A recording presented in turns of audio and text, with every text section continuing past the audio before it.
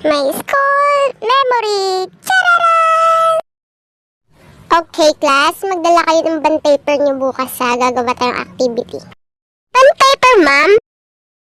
Oo, bond paper. Bukas, ma'am? Oo, bukas. Kakasabi ko lang, diba? Kakasabi niyo lang, ma'am? First call ako nung nangyari to.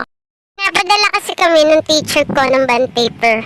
At ako naman tong mabait na mag-aaral, nakalimutan kong magdala ng bond paper. Stress ako noon kasi naalala ko kung kailan nasa upuan na ako. At hinihintay na lang namin si ma'am na dumating. Wala kasi nang bilihan school supplies sa loob ng school namin. Kailangan mo pang lumabas ng gate. Eh, bawal na. Kasi oras na ng klase. Buti na lang, katabi ko ang kaklase kong rich kid na si Shermaine. So, alam niyo na, buraot time! Wait, paano ko nasabing rich kid si Shermaine? Well, siya lang naman yung kakaiba yung color noon sa klase namin. Yung color niya is parang lipstick, pag inikot mo lalabas yung pangkulay.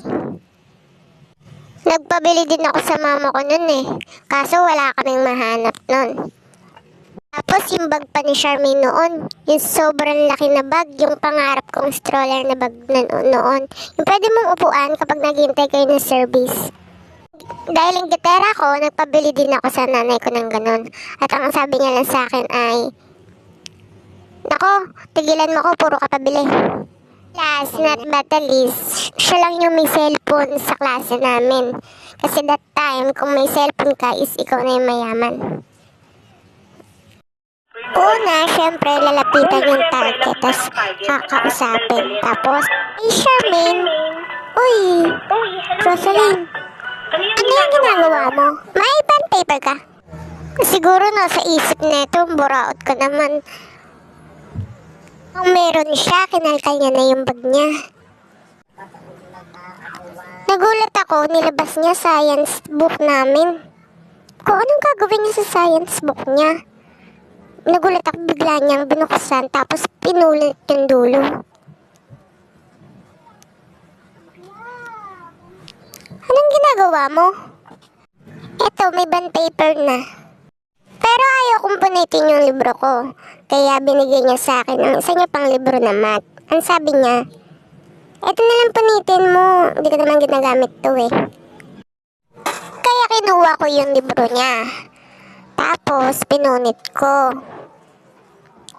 Natuwa pa nga ako kasi straight yung pagkapunit ko. Samantalang sa kanya, may mga baliko-baliko. Nagulat na lang ako, bigla siyang sumimangot. Tapos, bigla siyang umiyak. "Bakit mo pinunit yung libro ko?" Hello? Hala, hindi naman ako. Sinabi niya, "Ma'am, punitin ko daw yung libro niya." Siya nagsabi ko punitin ko yun. Hindi ko kasalanan yun, ma'am. Siya nagsabi nun eh. Buti na lang naniwala sa akin yung teacher namin.